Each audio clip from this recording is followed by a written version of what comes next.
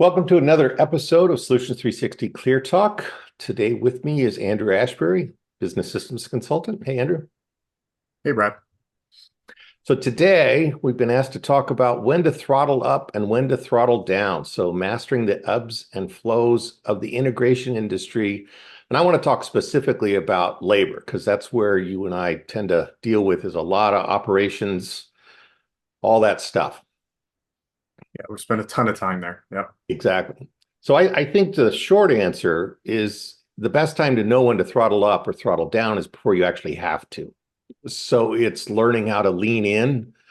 And then whatever system people are using, we tend to use an integrated ERP. But if whatever system, which could be a mess of other tools, it has to be supported by a mature collaboration between sales and operations versus again, a siloed approach. And it has to provide forecast and pipeline and backlog information early enough to make proactive staffing positions. So I'm going to use the words mature and immature. Andrew and I use those a lot versus successful and unsuccessful. So mature tends to be where we're telling the truth early. We're dealing with facts. We're actually communicating truth with options, one of our mottos, versus I could be a highly immature company and be successful. I just have a whole lot of internal drama because we tend to not be in the correct conversations, doing the correct things. So, Andrew, what do you see in most immature companies with regards to data and information and knowledge? For starters, it's a lack of it. So a lot of immature companies, their focus is heavily on executing, and in their mind, that doesn't happen at the desk. Most of the time for them, that happens on a job site or where they have a service call or sending a technician out.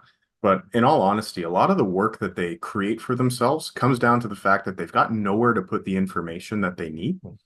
They don't have the ability for truth early with options because their focus is on being away from their desk, away from whatever metrics they might have to be able to make better decisions.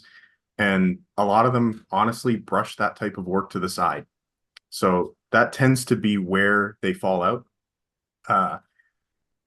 Moving forward on what you said specifically about that siloed concept, the idea is very much I'm doing my own job. I'm not worried too much about the person before me or the person after me.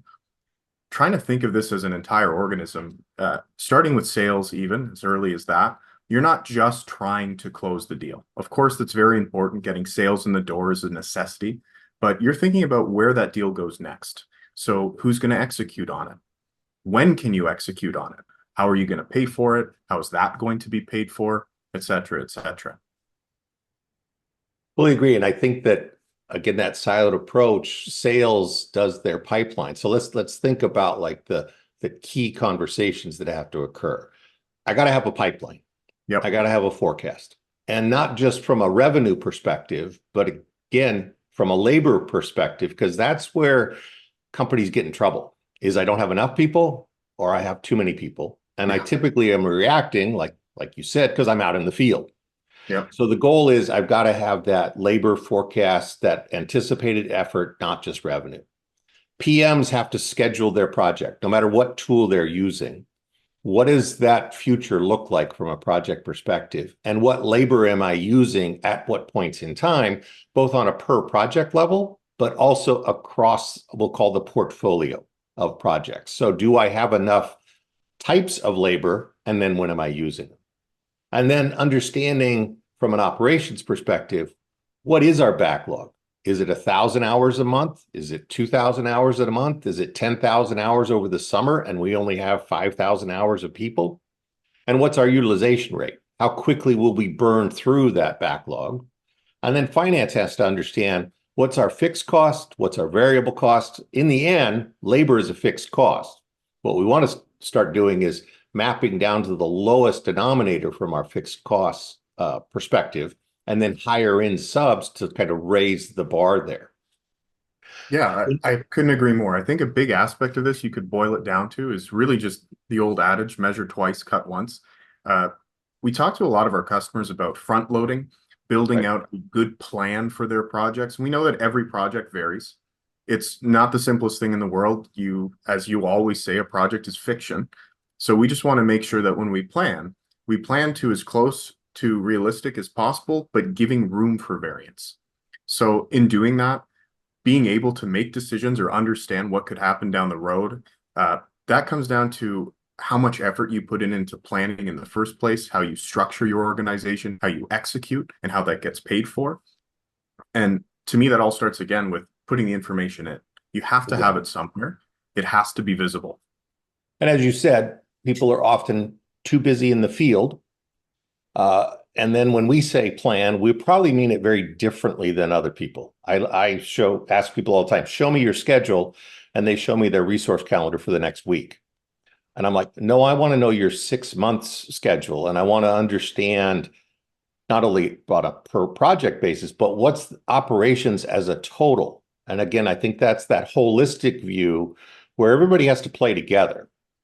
But they have to have that planning, again, is planning the future and managing the future. And I think that's how we get through the ebbs and the peaks of labor conversation, is understanding what those are. I'm also always surprised, or too many integrators are surprised, that summer comes. And it's interesting, it comes every year at the same time. Yet they're always surprised and they're like, we don't have enough people. So this goes back to that sales conversation, is sales and ops really working together?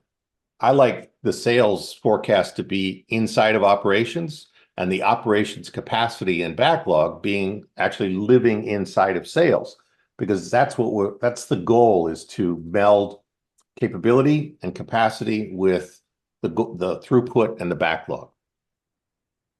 Yeah, I think that's kind of the portion of the conversation that never occurs, right? It's pre-handoff, because you're setting up the idea that this is something that we're constantly talking to one another about. So operations can ask the question of sales, are we going to sell enough to meet the capacity of staff that we have?